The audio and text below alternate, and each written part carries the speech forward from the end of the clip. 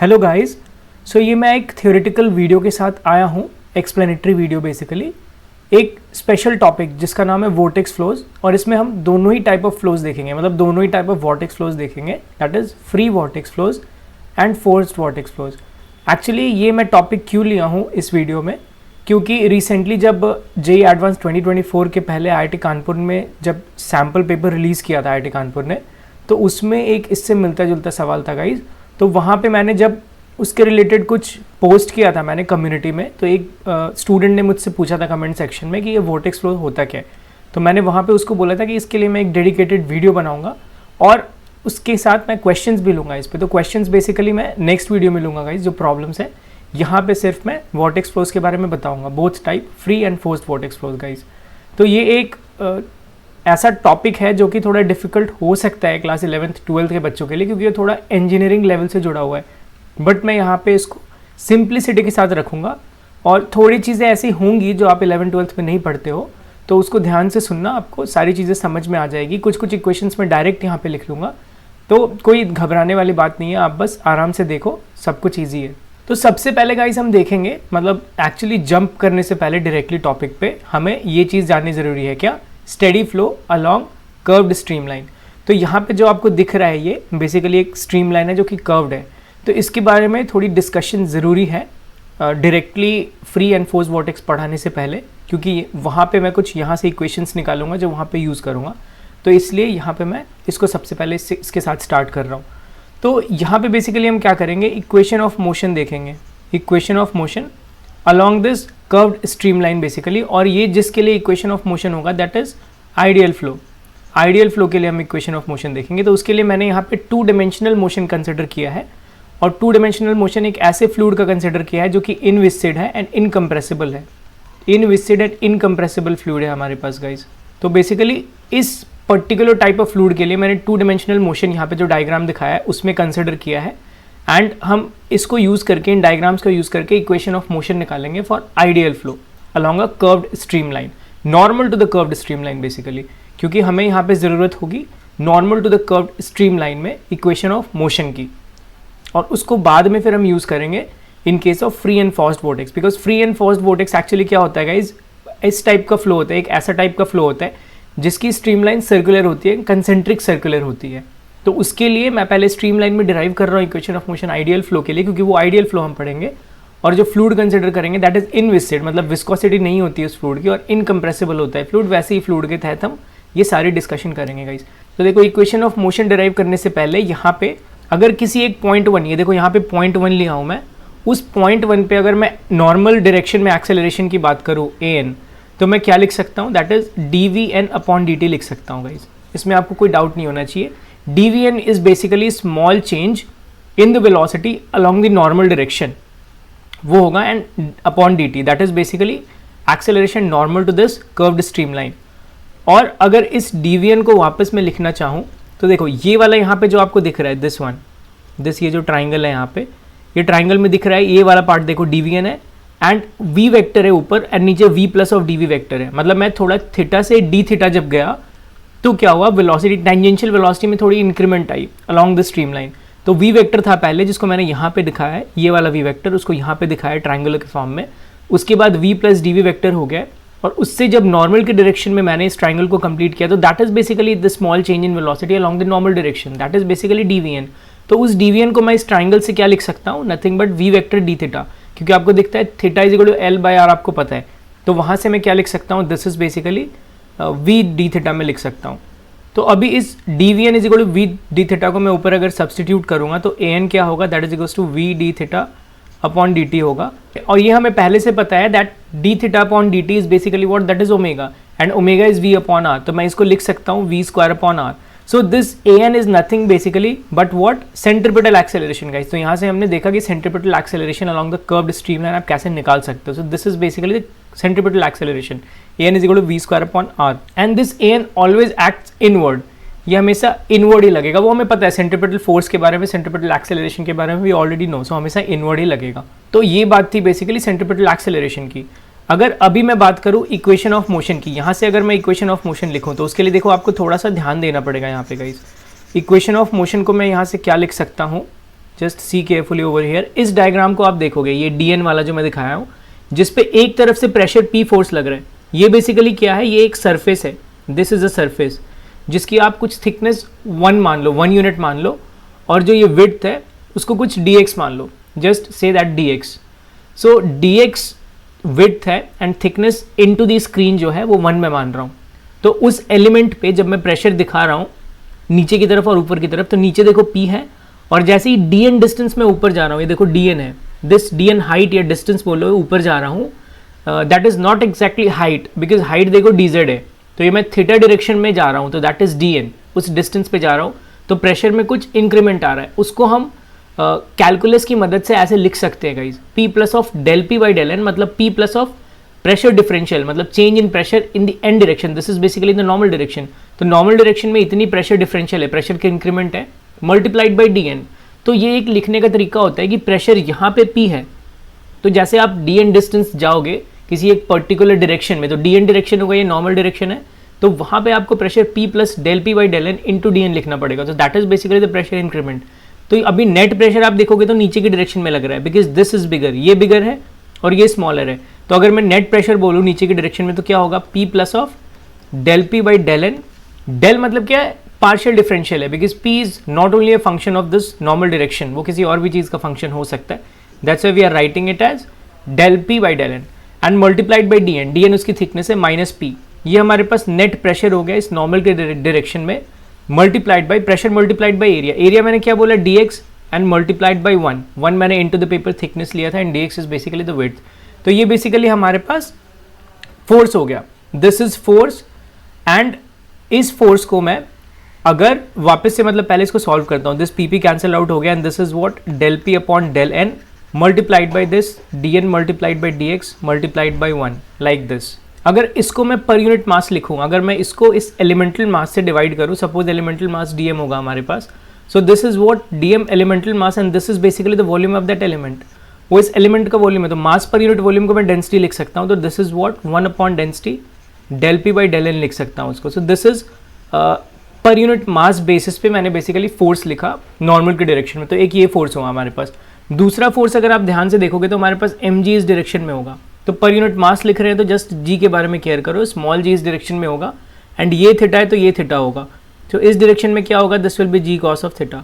सो एक फोर्स तो ये हो गया इस डायरेक्शन में ही, और दूसरा फोर्स g cos थीटा हुआ, तो टोटल फोर्स अगर मैं लिखूंगा तो 1 upon rho multiplied by del P by del x, not del x, basically del n, मैंने यहाँ पे थोड़ा मिस्टेक कर दिया, देखो ये डेल n है, this is basically del n, सो ये डेल n होगा, एंड सिमिलरली यहाँ पे भी डेल n होगा, सो del n plus of g cos थीटा, एंड इसको अगर अगेन आप क्या लिख दोगे, अभी जो हमने डिराइव किया सेंट्रीपिटल एक्सेलरेशन, वो भी पर यूनिट मास है, सेंट्रीपिटल फोर्स पर यूनिट मास है, सेंट्रीपिटल एक्सेलरेशन जो हमारे पास v स्क्वायर अपॉन r आई थी।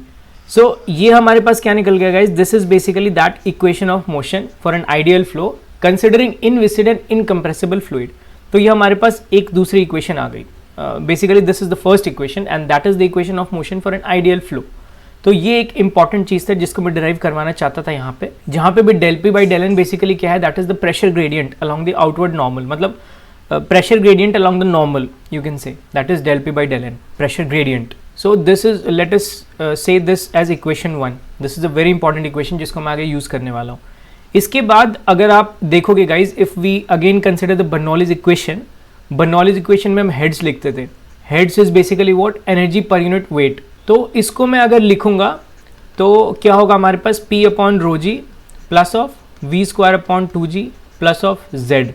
तो ये Z बेसिकली किसी एक डेटम से होगा, और ये बेसिकली टोटल हेड होगा, total energy per unit wait होगा। मैं इसी पर्सपेक्टिव में यहाँ पे लिख रहा हूँ इस स्ट्रीम लाइन्स के पर्सपेक्टिव में, कर्व्ड स्ट्रीम लाइन के पर्सपेक्टिव में पूरी बात हो रही है यहाँ पे। तो हमें ये बर्नौलीज थ्योरम से पहले से ही पता है गाइस कि अगर आप अलॉन्ग ए स्ट्रीम लाइन बात करते हो, इस बेसिकली हेड की total energy per unit wait के अलॉन्ग स्ट्रीम लाइन बात करते हो, तो या फ्लो रोटेशनल हो या इरोटेशनल हो, कोई फर्क नहीं पड़ता, जो हमारे पास ये हेड होगी, जो एनर्जी होगा पर यूनिट वेट, वो बेसिकली कांस्टेंट होगा along a particular stream line. This we already know according to Bernoulli's theorem, इसमें आपको कोई डाउट नहीं होनी चाहिए। And of course for an ideal flow, we are talking about ideal flow, तो उसके लिए according to Bernoulli's theorem this will always be constant along a stream line. Flow या तो रोटेशनल हो या इरोटेशनल हो, उससे कोई फर्क नहीं पड़ता। तो इसलिए del H by del S मतलब change in this head along the streamline will be 0. तो ये हमें पता है, this we already know. But यहाँ पे मैं इंटरेस्टेड हूँ नॉर्मल की डायरेक्शन में. ये हमें पता है. अब नॉर्मल की डायरेक्शन में आप जब इसको डिफरेंशिएट करोगे, इसकी variation, this is what, this is basically total mechanical energy per unit weight. तो इसकी वेरिएशन अगर आप नॉर्मल के तहत देखोगे, del h by del n along the normal में डिफरेंशिएट कर रहा हूँ इसको, इसकी वेरिएशन देखने के लिए टोटल मैकेनिकल एनर्जी की. So that will be equal to what, 1 upon rho g del P by del n plus इसको मैं डिफरेंशिएट करूंगा तो हो जाएगा ये v upon ji multiplied by del v by del N and plus del Z upon del n हो जाएगा guys. ये हो जाएगा. तो इसको मैं just with respect to normal direction मैंने डिफरेंशिएट कर दिया. पार्शियल अगेन क्यों लिखा हो, क्योंकि h किसी और चीज़ों पे भी डिपेंड करता होगा, किसी और चीज़ का भी फंक्शन होगा. दैट्स वाई मैंने इसको ऐसे लिखा यहाँ पे. तो अभी यहाँ पे देखो हमें del P upon del n पहले से पता है. यहाँ पे this is basically del P upon del n upon rho पता है. Del P upon del n upon rho that we already know from here. तो इसको जब आप यहाँ पे सब्सटीट्यूट करोगे तो v square upon are minus of ji cos theta, कुछ ऐसे लिखना पड़ेगा हमें. देखो मैं अगर इसको बताऊँ तो 1 अपॉन जी हमारे पास आ जाएगा like this, and del P upon del N क्या आ जाएगा, this is v square upon r and minus of ji cos theta. ऐसा कुछ हमारे पास आ जाएगा गाइज ये वाला टर्म. और ये दोनों टर्म एज इट इज़ रहेगा, that is del Z upon del N होगा and plus of we upon ji multiplied by del we upon del N होगा, ऐसा कुछ. तो यहाँ से आप अगर जी अंदर लेकर आओगे तो v square upon r g हो गया and minus of this is cos theta हो गया, cos theta and plus del Z upon del n हो गया and this plus of we upon ji multiplied by del we upon del n हो गया guys. तो अभी देखो del Z upon del n minus of cos theta, इसको आप देखोगे तो इस डायग्राम से अगर आप del Z upon del N निकालोगे, this is D Z and this is D N, तो आप D Z upon D N ये ऐसे करोगे इस ट्राइंगल में, D Z upon D N, तो क्या होगा, this is nothing but cos theta. तो D Z upon D N actually cos theta है, तो ये वाला टर्म जीरो हो जाएगा because del Z upon del N को आप प्लस कॉस थीटा लिखोगे minus cos theta, that will cancel out.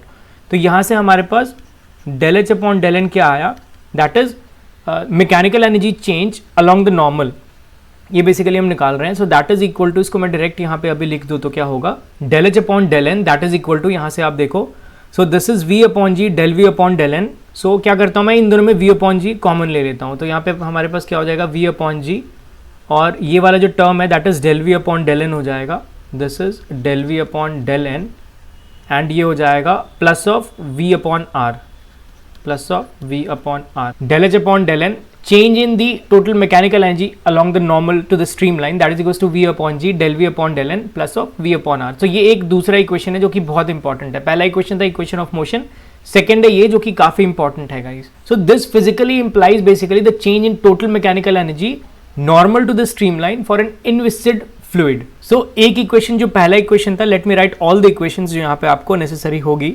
एक ये होगा 1 upon rho del P upon del n, let me write this, ये हमारे पास था इक्वेशन ऑफ मोशन. इसके अलावा मैं दो इक्वेशन और यहाँ पे लिखता हूँ गाइज, एक वॉर्टिसिटी की इक्वेशन लिखूंगा और एक कंटिन्यूटी इक्वेशन लिखूंगा इन पोलर कोऑर्डिनेट. तो वो दोनों इक्वेशन आप जस्ट जान लो, उसकी डेरिवेशन इतनी इंपॉर्टेंट है नहीं बताने की. ये दोनों मैं बताया ताकि आप थोड़ा फील करो कि आप इस टॉपिक में, मतलब इस टॉपिक के फ्लो में हो. अदरवाइज मैं इन दोनों को भी डिराइव नहीं कर रहा था, डायरेक्ट लिख देता तो आप सोचते कि तो सारा इक्वेशन ऐसे ही लिखवा दिया हूँ मैं, जस्ट उसको यूज कर रहा हूँ. तो एक फ्लो में आने के लिए, एक मतलब समझने के लिए, फील लेने के लिए इस टॉपिक के लिए मैंने इन दोनों को डिराइव कराया. तो बाकी अभी जो इक्वेशन ऑफ कंटिन्यूटी आपको पता है that is mass conservation equation, तो उसको जस्ट पोलर कोऑर्डिनेट में लिख दूंगा मैं. और एक दूसरा है वोर्टिसिटी, उसकी इक्वेशन इतनी डिराइव करनी इंपॉर्टेंट नहीं है, मैं उसको डायरेक्ट लिख देता हूँ. तो ये चार इक्वेशन बेसिकली मैं यूज करूंगा through out this vortex flow. तो गाइज देखो ये बेसिकली जो इक्वेशन नंबर 3 है एंड ये इक्वेशन नंबर 4 है, this is basically the equation of continuity in polar coordinate है. ये v are is basically again radial velocity है, आर पता ही आपको, and this v theta is basically tangential velocity. Now in these two equation we are talking completely based upon the vortex flows, vortex flow के basis पे, जबकि यहाँ पे हम normal to the streamline के basis पे बात कर रहे थे, ये और ये equation. That's why यहाँ पे del n आपको दिख रहा है और यहाँ पे del r आपको दिख रही है, v theta दिख रहा है ऐसा. तो अभी मैं इन equations को वापस से अपने vortex flow के perspective में लिखूंगा guys. तो अभी बस आप समझ लो कि these two are with respect to normal to the streamline and these two are basically vortex flow के पर्सपेक्टिव से ही आप सोच लो. वी आर है, वॉर्टेक्स फ्लो के भी नहीं है क्योंकि वॉर्टेक्स फ्लो में भी मैं बताऊंगा v r v theta basically क्या होता है. तो ये जनरल इक्वेशन ऑफ कंटिन्यूटी है एंड ये जनरल वोर्टिसिटी का इक्वेशन है. वोर्टिसिटी को आप कैसे फाइंड आउट करोगे, तो we theta is basically tangential to the streamline and we are is normal to the stream line, that is radial direction, और आर वगैरह तो आप जानते ही हो। तो अभी चलो हम डायरेक्ट आते हैं प्लेन सर्कुलर वॉर्टेक्स फ्लो पे। जो टॉपिक है basically plane circular vortex flows है हमारे पास, प्लेन सर्कुलर वॉर्टेक्स फ्लोज। इन प्लेन सर्कुलर वॉर्टेक्स फ्लो की दो कैटेगरीज होते हैं, एक फ्री वॉर्टेक्स, एक फोर्स्ड वॉर्टेक्स। तो they are both are basically plane circular vortex flows. एक फ्री वॉर्टेक्स फ्लो है, एक फोर्स्ड वॉर्टेक्स फ्लो है। तो पहले हम प्लेन सर्कुलर वॉर्टेक्स फ्लोज के बारे में डिस्कस करते हैं गाइस। तो प्लेन सर्कुलर वॉर्टेक्स फ्लोज उस टाइप का फ्लो होता है जिसमें जो स्ट्रीमलाइंस होते हैं वो कंसेंट्रिक सर्कल्स होते हैं। तो जैसा कि मैंने पहले ही बता चुका है कि स्ट्रीमलाइंस और concentric circles, those kind of flows are basically plane circular vortex flows. तो आइदर फ्री वॉर्टेक्स हो या फोर्स्ड वॉर्टेक्स हो, दोनों में ही जो स्ट्रीमलाइंस होते हैं वो क्या होते हैं, कंसेंट्रिक सर्कल्स होते हैं गाइस। तो अगर मैं फ्लो फील्ड की बात करूं, if I am gonna talk about the flow field in both the cases, free vortex और फोर्स्ड वॉर्टेक्स के केस में, तो वी थीटा बेसिकली जीरो नहीं होता है बट वी आर जीरो होता है। मतलब रेडियल डायरेक्शन में जो वेलोसिटी है, radial to the stream line, obviously radial to the stream line जो वेलोसिटी है वो जीरो होता है, but tangential to the stream line जो वेलोसिटी होती है that is not equal to zero होती है। तो ये हमारे पास फोर्स फील्ड होता है, फ्लो फील्ड होता है। तो ये अभी ये जो वी थीटा है वो किन किन वेरिएबल्स पे डिपेंड करता है, कैसे डिपेंड करता है, वो फोर्स्ड वॉर्टेक्स और फ्री वॉर्टेक्स के लिए डिफरेंट होता है। बट दोनों ही केसेस में v theta not equal to zero होता है और जो रेडियल डायरेक्शन की वेलोसिटी होती है वो जीरो होती है। तो this is basically r flow field, और इसको वेलोसिटी फील्ड भी बोल लो क्योंकि flow field is basically completely यहाँ पे डिपेंड करता है वेलोसिटी पे, तो that is velocity field also. और अभी देखो यहाँ पे मैं अगर इक्वेशन ऑफ कंटिन्यूटी लिखता हूँ, दिस वन, ये हमारे पास इक्वेशन ऑफ कंटिन्यूटी हुआ। यहाँ पे देखो वी आर हमारे पास जीरो है तो ये टर्म जीरो हो जाएगा, again del v r upon del r, क्योंकि वी आर है नहीं तो वो कुछ आर मतलब रेडियल डायरेक्शन में कुछ चेंज नहीं हो रहा है, v are is not changing with respect to r radial direction में, तो ये भी टर्म जीरो होगा। तो हमारे पास क्या बच गया यहाँ पे कि del V theta upon del theta is basically zero है, del V theta upon del theta is basically zero. तो अभी डेल आप हटा सकते हो बिकॉज अभी टोटल डिफरेंशियल हो जाएगा। सो यहाँ से ये मतलब है कि v theta is not a function of theta, v theta is not a function of theta but v theta is only a function of are. यहाँ से हमें आ गया कि v theta is only a function of r, ये सिर्फ r पे depend करता है। दैट्स वाई मैंने पार्शियल डिफरेंशियल को टोटल डिफरेंशियल में चेंज कर दिया, बिकॉज अभी हमें पता है in case of plane circular vortex flows either free और forced, V theta is only a function of R. But वो किस टाइप का फंक्शन ऑफ आर है वो फ्री और फोर्स्ड वर्टेक्स के लिए अलग अलग होगा। और क्योंकि अभी हम यहाँ पता चल गया कि v theta is only a function of r, तो आप टोटल मैकेनिकल एनर्जी वाले को भी वापस से इसके टर्म्स में लिख सकते हो। वहाँ पे मैंने नॉर्मल के टर्म्स में लिखा था, अभी आप इसको इन सब चीज़ों के टर्म्स में लिख सकते हो। कैसे, मैं दिखाता हूँ। अभी देखो आप ऐसे लिख सकते हो ना, टोटल मैकेनिकल एनर्जी वाला जो हमने यहाँ पे डिराइव किया था with respect to normal to the stream line, अभी क्योंकि आपको पता चल गया है कि जो वी थीटा है that is only a function of r है, तो आप direct d we theta upon D r इसको टोटल डिफरेंशियल में आप कन्वर्ट कर सकते हो, यहाँ पे वी थीटा लिख सकते हो। Then again right hand side को देखते हो आप, इसको भी टोटल डिफरेंशियल में कन्वर्ट कर सकते हो पार्शियल डिफरेंशियल से। तो ये हमारे पास न्यू इक्वेशन हो गया। तो ये बात तो समझ में आ गई। अभी चलो डिस्कस करते हैं फ्री वॉर्टेक्स के बारे में। What is basically free vortex flow? So free vortex flow, ध्यान से सुनना, is that type of flow जहां पे total mechanical energy entire flow field में कांस्टेंट होती है। टोटल मैकेनिकल एनर्जी में ना ही एडिशन हो रहा है ना ही सब्ट्रैक्शन हो रहा है। Total mechanical energy in the entire flow field through out all the streamlines will be a constant. So that is basically the free vortex flow. So this is basically the definition of free vortex flow. Entire flow field में, entire streamlines में total mechanical energy constant होती है. So streamline to streamline vary नहीं करेगी. तो again हमें change in total mechanical energy पता है, this one. तो ये change हमारे पास basically zero है, मतलब ये चीज़ हमारे पास zero है, मतलब v theta upon g dv theta upon dr plus of v theta upon r, ये basically हमारे पास zero है in case of free vortex flow. तो ये चीज़ को तो आप नज़रअंदाज कर दो। ये वाली चीज़ को मैं क्या लिख सकता हूँ, देखो इसको मैं क्या लिख सकता हूँ, d d r v theta multiplied by r that is equals to zero, क्योंकि इसको ही आप जब एक्सपैंड करोगे तो ये चीज़ आ जाएगी हमारे पास। सो दैट्स वाई मैं इसको 1 upon r multiplied by d d r v theta multiplied by r that is equals to zero लिख सकता हूँ। अभी आप एक्सपैंड करोगे तो ये चीज़ आप पाओगे। सो यहाँ से आप देखो, आप लिख सकते हो जब ये टर्म जीरो है तो ऑब्वियसली यहाँ से आप क्या लिख सकते हो, v theta dot r that is equals to constant, या वी थीटा को आप क्या बोल सकते हो, that is equals to C upon r. तो यहाँ से बेसिकली निकल कर आता है guys, that is for free vortex flow v theta जो टेंजेंशियल हमारे पास वेलोसिटी है that is equals to C upon r. मैं इसको लिख सकता हूँ where c is any constant and are is basically the radius of that stream line, जो सर्कुलर स्ट्रीम लाइन है, कंसेंट्रिक स्ट्रीम लाइन है, उसकी रेडियस है। तो यहाँ से बेसिकली फ्री वॉर्टेक्स के लिए ये एक्सप्रेशन निकल कर आता है। आप डायरेक्ट पढ़ते होगे v theta is equal to C upon r, मुझे पता है, बट यहाँ पे मैंने थोड़ा इनसाइट बता दिया कि एक्चुअली में टोटल मैकेनिकल एनर्जी जो है in case of free vortex flow वो कांस्टेंट होता है through out the flow field, एक स्ट्रीमलाइन से दूसरी स्ट्रीमलाइन में चेंज नहीं होता है, टोटल मैकेनिकल एनर्जी हमेशा कांस्टेंट होता है। तो वहाँ से आप ये निकाल सकते हो v theta is equal to basically c upon r. तो ये एक चीज फाइंडिंग हुई फ्री वॉर्टेक्स फ्लो के केस में हमारे पास गाइस। और हमें वोर्टिसिटी की अगर हम बात करें तो we already know vorticity formula क्या है बेसिकली हमारे पास। सो ये हमारे पास देखो दिस इज वोर्टिसिटी, ये वोर्टिसिटी का फॉर्मूला था। अभी इस चीज को यहाँ पे आप देखोगे तो सबसे पहले तो डेल वी आर की बात नहीं करेंगे, वो थीटा के साथ चेंज नहीं हो रहा लाइक दिस। और ये क्या हो गया फिर हमारे पास del V theta upon del R plus of we theta upon R, ये कुछ हुआ हमारे पास। तो ये एक्सप्रेशन आपको यहाँ भी दिख रहा होगा, see this d we theta upon D r plus of we theta upon r that is basically equal to 0। वही है, देखो d we theta upon D r, इसको आप d we theta upon D R लिख सकते हो, v theta upon r that is basically equal to 0। 0 हो गया मतलब क्या, वॉर्टिसिटी जो हमारे पास हुई इस केस में that is 0। So in case of free vortex flow, another important point to note that vorticity is basically 0 in case of free vortex flow. Vorticity 0 मतलब क्या, flow field हमारा completely irrotational है। Our flow field is completely irrotational in case of free vortex flow, मतलब free vortex flow एक type of irrotational flow है and therefore हम इसको irrotational vortex भी बोलते हैं। This is an irrotational vortex। तो अभी जब आपको पता चल गया कि ये flow irrotational है तो यहाँ से भी आप प्रूव कर सकते हो कि total mechanical energy basically constant है, बट वो हमने पहले ही देख लिया है, तो वाइस वर्सा ट्रू है ये चीज। अभी देखो एक बहुत इंटरेस्टिंग चीज क्या है यहाँ पे नोट करने के लिए, हमें पता चल गया अभी v theta is equal to C upon r in case of free vortex flow. Now think about the centre of the flow, जहाँ पे आर बेसिकली 0 या टेंडिंग्स टू 0 आप बोल लो, वहां पे क्या होगा, जो वी थीटा होगा that will be tends to infinity. वहां पे हमारे पास जहां पे आर टेंडिंग्स टू 0 वहां पे v theta tendings to infinity होगा, मतलब मैथमेटिकल सिंगुलैरिटी यहाँ पे आ गया। This is known as mathematical singularity, point of singularity at r is equal to 0। इसका मतलब ये है, जो कि एक्चुअली में प्रैक्टिकली इंपॉसिबल है, वेलोसिटी इन्फिनिटी होता नहीं है at r is equal to 0। तो यहाँ पे ऐसा क्यों हो रहा है, क्योंकि जब आप इसको R इज इक्वल टू 0 पे एक्सटेंड करोगे इस definition of free vortex flow को, तो वहां पे वैलिड नहीं है। This is an invalid definition, मतलब R इज इक्वल टू 0 पे फ्री वॉर्टेक्स फ्लो का डेफिनेशन वैलिड नहीं है प्रैक्टिकली में। और एक्चुअली में रियल फ्लूइड के केस में क्या होता है कि जब आप R टेंडिंग्स टू 0 पे जाओगे तो वहां पे फ्रिक्शन इतना डोमिनेंट हो जाता है कि फ्लो ऑलमोस्ट वहां पे सॉलिड बॉडी की तरह रोटेट करती है। मतलब R इज इक्वल टू 0 वाले रीजन पे इतना ज्यादा फ्रिक्शन डोमिनेंट हो जाता है कि जो फ्लो होता है वो सॉलिड हो जाता है, मतलब सॉलिड बॉडी रोटेशन वहां पे हो जाती है। तो इसलिए एक्चुअल सिनेरियो में that is not a case of singularity, singularity वाला केस नहीं है, वेलोसिटी इन्फिनिटी नहीं होती है वहां पे, बट मैथमेटिकली वहां पे सिंगुलैरिटी आ रही है।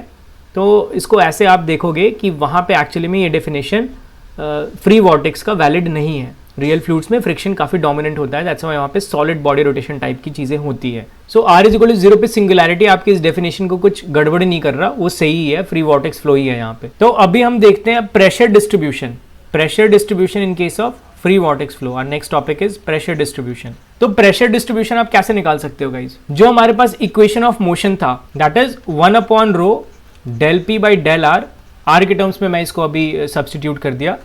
देखो यहाँ पे था हमारे पास दिस एन के टर्म्स में था, मैं उसको आर के टर्म्स में सब्सटीट्यूट कर रहा हूँ। So this del P 1 upon rho del P upon del R that is equals to V theta square upon are minus of ji cos of theta, ये हमारे पास आया था।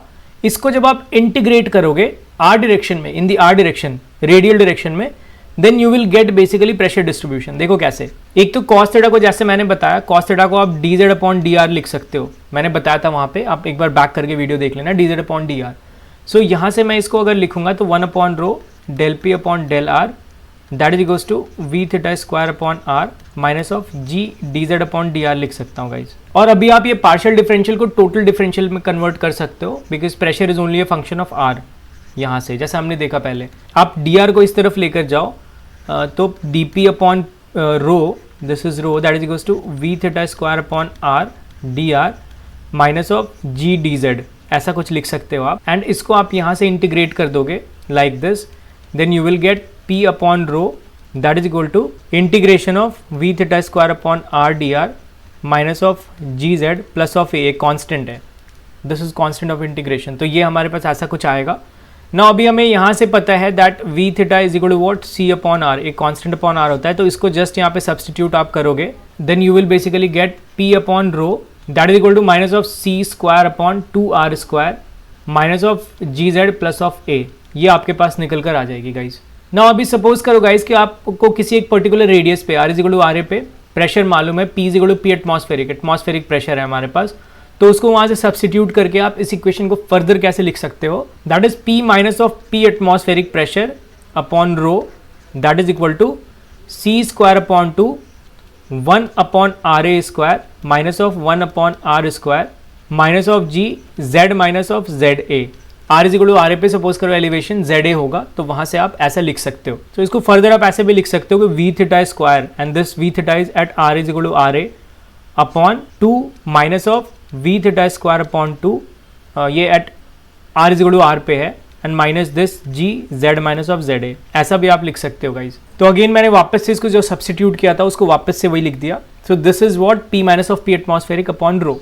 तो ये कहीं ना कहीं हमारे पास बात हो गई फ्री वॉर्टेक्स फ्लोज की गाइस। तो सबसे पहले तो बात जो गौर करने की थी कि फ्री वॉर्टेक्स फ्लो में टोटल मैकेनिकल एनर्जी कांस्टेंट है, कोई भी एडिशन या subtraction of total mechanical energy नहीं हो रहा है through out the flow field, किसी भी स्ट्रीमलाइन के अबाउट आप ले सकते हो। बट यहाँ पे एक बात सोचने वाली है कि जब कोई मैकेनिकल एनर्जी एक्सटर्नल इन्फ्लुएंस कोई भी नहीं है, कोई भी डिसिपेशन या कोई भी एक्सटर्नल हम चीज़ों को डाल नहीं रहे हैं इसके अंदर, मतलब फ्लो फील्ड में, तो रोटेशन हो कैसे रही है।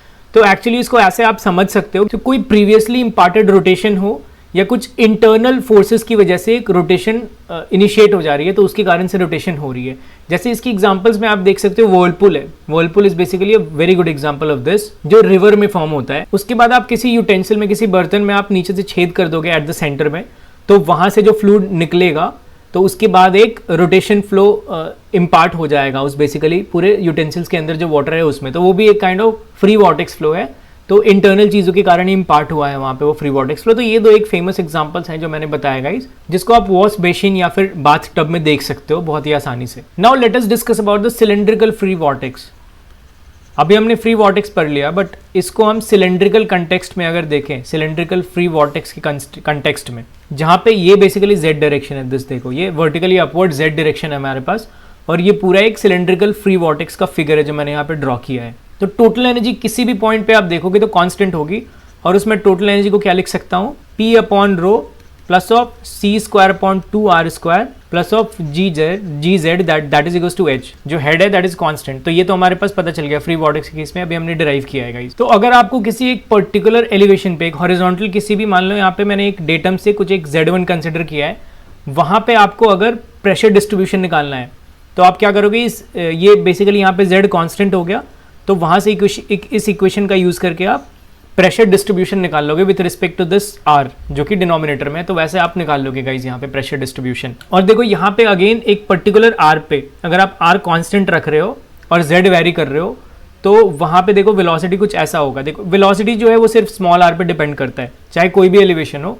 तो उसको यहाँ पे ऐसे फिगर में लिखा हुआ है कि एक पर्टिकुलर, मतलब कोई सा भी Z वेरी कर रहा हो तो वहाँ पे आप वेलोसिटी को ऐसे लिख सकते हो। और अगर आपको कांस्टेंट प्रेशर लाइन चाहिए, देखो कांस्टेंट प्रेशर लाइन भी यहाँ पे बना हुआ है गाइस। कांस्टेंट प्रेशर लाइन का मतलब क्या है, जो ये टर्म है वो कांस्टेंट होना चाहिए।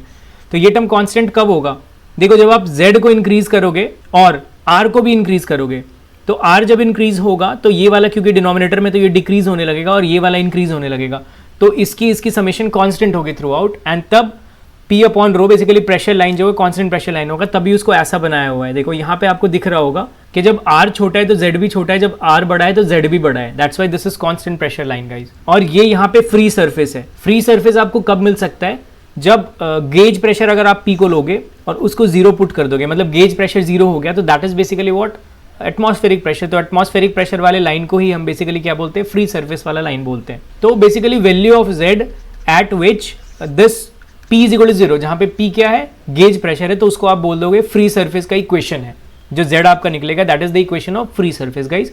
तो इतनी बातें थी फ्री वॉर्टेक्स फ्लो के केस में। अभी हम चलो देखते हैं फोर्स्ड वॉर्टेक्स फ्लो के केस में इन सब चीजों का क्या क्या बेसिकली हम कैसे कैसे फाइंड आउट कर सकते हैं, फोर्स्ड वॉर्टेक्स फ्लो के कैरेक्टरिस्टिक्स क्या होते हैं, वहां पे इक्वेशंस क्या होते हैं, वो अभी हम देखते हैं guys. So this is all about the free vortex flow. Now let us move towards the forced vortex flows. तो फोर्स्ड वॉर्टेक्स फ्लो की अगर मैं डेफिनेशन की बात करूं, तो सबसे पहले तो अगेन ये प्लेन सर्कुलर वॉर्टेक्स फ्लो है। तो जो मैंने बात करी थी कि स्ट्रीमलाइंस कंसेंट्रिक सर्कल होगा, वो यहाँ पे भी वैलिड है और फ्री वॉर्टेक्स फ्लो के बारे में वैलिड है। लेकिन एक अलग चीज जो यहाँ पे आपको पता होनी चाहिए, दैट इज जो यहाँ पे टेंजेंशियल वेलोसिटी होगी V theta, that is basically proportional to the radius of curvature, मतलब रेडियस ऑफ दैट स्ट्रीमलाइन। जो स्ट्रीमलाइन है उसके रेडियस के प्रोपोर्शनल होगा हमारे पास, that is basically the definition of forced vortex flow. Free vortex के केस में क्या था, हमने जैसे फाइंड आउट किया, that is equals to C upon R था, inversely proportional to this radius of curvature था, बट यहाँ पे डायरेक्टली प्रोपोर्शनल है। तो अगर मैं फ्री वॉर्टेक्स के केस में फ्लो फील्ड की बात करूँ तो we theta is equals to C upon R था and we are is equal to 0 था। यहाँ पे अगर मैं सेम फ्लो फील्ड की बात करूँ तो we theta is equals to omega R है and we are is equal to 0 है। तो यहाँ पे फ्लो फील्ड ऐसा है और यहाँ पे फ्लो फील्ड गाइज ऐसा था। तो ये आपको एक डिफरेंशिएशन पता होनी चाहिए इसके केस में, वहाँ जहाँ पे ओमेगा क्या है, omega is basically angular velocity of that rotation. तो फोर्स्ड वॉर्टेक्स फ्लो एक तरीके में बोल सकता हूँ कि that is basically solid body rotation. ये सॉलिड बॉडी रोटेशन है। तो किसी भी पॉइंट पे आप अगर फोर्स्ड वॉर्टेक्स फ्लो में जाके अगर आप ओमेगा देखोगे, जो एंगुलर वेलोसिटी है वो कांस्टेंट होगी, ओमेगा होगी। That's why this is often considered to be as a solid body rotation. Solid body rotation kind of flow is known as the forced vortex flows guys, but not in case of free vortex flow, ये different है। और अगर आप forced vortex flow के case में vorticity निकालोगे, हमें पता है वॉर्टिसिटी का फॉर्मूला ऑलरेडी हमें पता है, ये देखो यहाँ पे होता है। तो यहाँ से अगर आप इस केस में वॉर्टिसिटी निकालोगे, सो क्या होगा इस केस में, ये टर्म तो 0 होगा, किसी भी प्लेन सर्कुलर वॉर्टेक्स फ्लो के लिए वाला टर्म 0 होगा, वी आर वाला टर्म। तो D we theta upon D R है एंड माई प्लस है वी थीटा अपॉन आर, ये कुछ है हमारे पास। And we already know that V theta is equal to R omega, ये हमें पता है इस केस में। So D we theta upon D R आप फाइंड आउट करोगे तो this will be omega and V theta upon R करोगे तो that will be omega. So omega plus of omega that is 2 omega. So in case of forced vortex flow the vorticity आएगा हमारे पास, that is basically 2 omega. सो ये दूसरी point note करने वाली थी, that is vorticity is 2 omega in case of forced vortex flow, while in case of free vortex flow vorticity was 0, ये हमने निकाला है। तो जब वॉर्टिसिटी 2 ओमेगा है तो सबसे पहली बात, सबसे इंपॉर्टेंट बात आपको सोचना है कि फ्लो हमारे पास रोटेशनल है। Here the flow is rotational, flow field is rotational. Here the flow field was irrotational guys. The flow field was irrotational in case of free vortex flow, but in case of forced vortex flow, जो flow field है that is rotational है। Now अभी यहाँ से हम total change in mechanical energy अगर हम निकालते हैं guys, dH upon dr हमारे पास था फॉर्मूला, तो हमें अभी v थीटा पता है, that is equals to r omega in case of forced vortex flow। तो वहाँ से अगर मैं इसको substitute करूँगा तो this is r omega upon g and this is dv theta upon dr is omega and plus this is also omega। So ये कितना आ गया हमारे पास, this is 2r omega square upon G, ये आ गया। This is what, this is nothing but dh upon dr। तो यहाँ से आप dr को इस तरफ लेकर जाके इंटीग्रेट करोगे तो हमारे पास होगा h2 minus of h1 that is equal to, देखो इंटीग्रेट करोगे तो आपको मिलेगा omega square upon G r2 square minus of r1 square, ये हो जाएगा गाइस। जब आप h2 टू h1 इंटीग्रेट करोगे एंड r2 टू r1, मतलब h2 पे आप r1 मान रहे हो एंड h1 पे r2 मान रहे हो, तो यहाँ पे आपको ये भी एक चीज दिख रहा है कि h2 is greater than h1 होगा तो r2 is greater than r1 होगा गाइज। मतलब with increase in radius your head is basically increasing, radius increase के साथ आपकी हेड इंक्रीज कर रही है। और दूसरी बात, अगर हम इसको टोटल मैकेनिकल एनर्जी के कॉन्टेक्स्ट में रखें तो हमें ये पता है total mechanical energy is basically what, that is the sum of the kinetic energy, pressure energy and potential energy, हमें पहले से पता है। तो उसके टर्म्स में अगर मैं वापस से यहाँ पे लिखूंगा तो एक सेम हॉरिजॉन्टल पे अगर मैं लिखूंगा, अगर मैं पोटेंशियल एनर्जी के डिफरेंस को नजरअंदाज कर रहा हूँ, सेम हॉरिजॉन्टल पे, एक ही हॉरिजॉन्टल लाइन पे मैं अगर लिख रहा हूँ, लाइन या सरफेस पे लिख रहा हूँ, तो वहां पे अगर मैं डिफरेंस लिखूंगा h2 minus h1, difference in heads लिखूंगा तो that will only be in terms of difference in pressure energy and difference in kinetic energy guys. तो उसको मैं अगर लिखूंगा यहाँ पे तो ये होगा P2 माइनस P1 upon rho G like this and plus V2 square minus of V1 square upon 2g, ये मैं लिख सकता हूँ अगर मैं Z2 माइनस Z1 को 0 बोल रहा हूँ, मतलब एक सेम हॉरिजॉन्टल लेवल पे मैं बात कर रहा हूँ। तो अभी यहाँ पे हमें पता है h2 minus h1 is this one, तो इसको अगर मैं यहाँ पे सब्सटीट्यूट करता हूँ omega square upon ji multiplied by r2 square minus of r1 square, इसको मैं यहाँ पे सब्सटीट्यूट कर दिया and this is P2 minus of P1 upon rho G हमारे पास हो गया एंड प्लस अभी मैं V2 को क्या लिख सकता हूँ, that is r square omega square लिख सकता हूँ guys. So omega square upon 2g अपने पास कॉमन आ जाएगा, जब v को आप r ओमेगा लिखोगे तो ओमेगा दोनों में कॉमन आ जाएगा and this is r2 square minus of r1 square हो जाएगा लाइक दिस। तो यहाँ पे देखो this is bigger, this is smaller, तो इसको मैं क्या लिख सकता हूँ P2 minus of P1 upon rho G that is equal to what, this minus of this, ये लेफ्ट में जाएगा तो हमारे पास क्या बच जाएगा omega square upon 2g and that is r2 square minus of r1 square, ये हमारे पास हो जाएगा गाइज।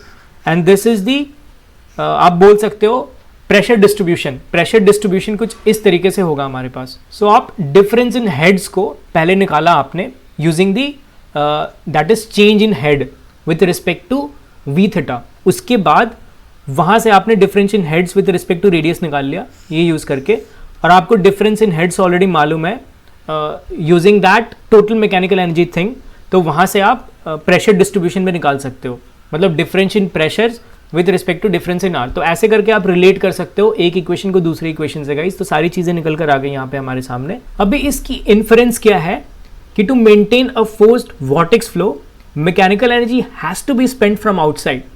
आउटसाइड से मैकेनिकल एनर्जी आपको स्पेंड करना पड़ेगा एक फोर्स्ड वॉर्टेक्स फ्लो को कंटिन्यूअसली बनाए रखने के लिए, and that's why external torque आपको कंटिन्यूअसली देनी पड़ेगी, उस सिस्टम को आपको एक्सटर्नल टॉर्क कंटिन्यूअसली देनी पड़ेगी, maintain that forced vortex flow because total mechanical energy continuously spent हो रही है, that's why. So that's why आपने कोई भी क्वेश्चन में देखा होगा तो आपको ऐसा दिया गया होगा कि कंटिन्यूअसली रोटेट कराया जा रहा है कोई भी कंटेनर, सिलेंड्रिकल कंटेनर है ओमेगा बरकरार रखने के लिए, तो क्योंकि उसके पीछे का रीजन यही है क्योंकि total mechanical energy continuously spent हो रहा है, तो स्पेंट हो रहा है तो ऑब्वियसली कोई एक्सटर्नल टॉर्क कंटिन्यूअसली देना ही पड़ेगा उस फोर्स्ड वॉर्टेक्स फ्लो को बनाए रखने के लिए। तो ऐसे आप इन्फेरेंस देख कर गाइज इन डेप्थ चीजों का पता लगा सकते हो कि कैसे हो रहा है फ्री वॉर्टेक्स या फोर्स्ड वॉर्टेक्स। सो अभी देखते हैं सिलेंड्रिकल फोर्स्ड वॉर्टेक्स। जैसे हमने सिलेंड्रिकल फ्री वॉर्टेक्स देखा था वैसे ही सिलेंड्रिकल फोर्स्ड वॉर्टेक्स। मैं सिर्फ सिलेंड्रिकल फोर्स्ड वॉर्टेक्स ही क्यों पढ़ा रहा हूँ, स्पाइरल फोर्स्ड वॉर्टेक्स नहीं पढ़ा रहा हूँ अगर कोई इंजीनियरिंग स्टूडेंट्स देख रहे होंगे वीडियो, क्योंकि हम यहाँ पे 11th-12th के स्कोप तक बातें कर रहे हैं। ऑल्दो क्योंकि IIT कानपुर ने अपने सैम्पल पेपर में ये क्वेश्चन दिया था, दैट्स व्हाई हमें थोड़ी इतनी इन डेप्थ में देखनी पड़ रही है, बट आपके सिलेबस में ये नहीं है। बट ये अगर आप देखोगे तो फ्यूचर में अगर कोई क्वेश्चन यहाँ से मिलता जुलता आएगा IIT JEE में, तो आप ऑब्वियसली बहुत कॉन्फिडेंट होंगे बहुत ईजी तरीके से सॉल्व करने में उन क्वेश्चंस को। इसीलिए ये पर्सपेक्टिव से गाइज मैं ये वीडियो बनाया हूँ। तो अभी देखो लास्ट चीज़ है सिलेंड्रिकल फोर्स्ड वॉर्टेक्स, कैसे आप देखोगे उस पर चर्चा करते हैं। सो उसके लिए ये बेसिकली डायग्राम लिया हूँ गाइज मैं। तो सबसे पहले तो सिलेंड्रिकल फोर्स्ड वॉर्टेक्स जनरेट करने के लिए गाइज आपको एक सिलेंड्रिकल कंटेनर लेकर उसको कंटिन्यूअसली रोटेट करना पड़ेगा, जैसे मैंने बताया एक्सटर्नल टॉर्क बरकरार रखनी पड़ेगी, तब जाकर एक ऐसा सिलेंड्रिकल फोर्स्ड वॉर्टेक्स जैसा आपको दिख रहा है ऐसा कुछ फॉर्म होगा हमारे पास 3 डायमेंशनल स्पेस में। और जो हमारे पास इक्वेशन निकल कर आई है this P2 - P1 upon rho जी, ये यहाँ पे वैलिड होगा। तो अगर मैं ये फर्स्ट वाले डायग्राम, देखो यहाँ पे 2 डायग्राम है, तो फर्स्ट वाले डायग्राम को देखूंगा, इसमें ऑलरेडी फोर्स्ड वॉर्टेक्स मोशन चालू है, उसके बाद ही ये ऐसा configuration after steady state achieve करने के बाद ऐसा बना है। तो वहां पे अगर मैं 2 पॉइंट को कंसिडर करूँ, this is point A and this is point O, centre पे पॉइंट ओ है हमारे पास और यहाँ पे ए है, तो वहां पे फ्री सरफेस देखो दोनों का डिफरेंट है। फ्री सरफेस ए पॉइंट पे देखोगे तो जेड हाइट अबव है, एंड ओ पॉइंट पे देखोगे जो कि एग्जैक्टली सेंटर पे, तो वहां पे जेड नॉट हाइट अबव है। तो वहां पे फ्री सरफेस से आप अगर प्रेशर देखोगे तो सपोज करो प्रेशर यहाँ पे this is 0.2 and this is 0.1 just suppose, तो वहां पे जो प्रेशर होगा P2 माइनस ऑफ P1 होगा। कहाँ का प्रेशर? यहाँ का प्रेशर, इस पॉइंट का प्रेशर सपोज करो P2 है एंड इस पॉइंट का प्रेशर सपोज करो P1 है। सो P2 माइनस P1 अपॉन रो जी, इसको आप क्या लिख सकते हो P2 upon rho G minus of P1 upon rho G. तो फ्री सरफेस देखो कहाँ है, यहाँ पे हमारे पास Z डिस्टेंस ऊपर है फ्री सरफेस 2 पॉइंट पे, तो P2 अपॉन रो जी को आप डायरेक्ट Z2 लिख सकते हो या Z लिख सकते हो, माइनस इस वाले पॉइंट पे P1 वाले पॉइंट पे जो O यहाँ पे कंसिडर किया हुआ O वाले पॉइंट पे, वहाँ पे आप Z0 लिख सकते हो। P1 upon rho G is basically Z0। तो ये बेसिकली हमें पहले से पता है कि आपको फ्री सरफेस कहीं से पता है कहीं पे भी, और उस फ्री सरफेस के आप जितने डेप्थ में जाओगे तो वहाँ पे आप प्रेशर कितना लिख सकते हो। अगर यहाँ का प्रेशर जो डेप्थ है Z डेप्थ है, वहाँ का प्रेशर P2 है, तो आप P2 अपॉन रो जी को Z लिख सकते हो, यह हमें पहले से पता है। सिमिलरली यहाँ पे उसी के तहत मैं P1 अगर यहाँ का प्रेशर है तो P1 अपॉन रो जी को Z0 लिख सकता हूँ, because Z0 height above free surface है। तो ये चीज़ आपको पता होना चाहिए। तो Z माइनस ऑफ Z0 हमें पता चल गया, P2 upon P1 minus of rho G को आप Z माइनस Z0 लिख सकते हो, and that will be equal to, देखो यहाँ से Z माइनस ऑफ Z0 को आप क्या लिख सकते हो, that will be equal to omega square upon 2G, ये लिख सकते हो, and R2 square. R2 basically हमारे पास क्या है, दैट इज R है, तो this is R square and R1 square.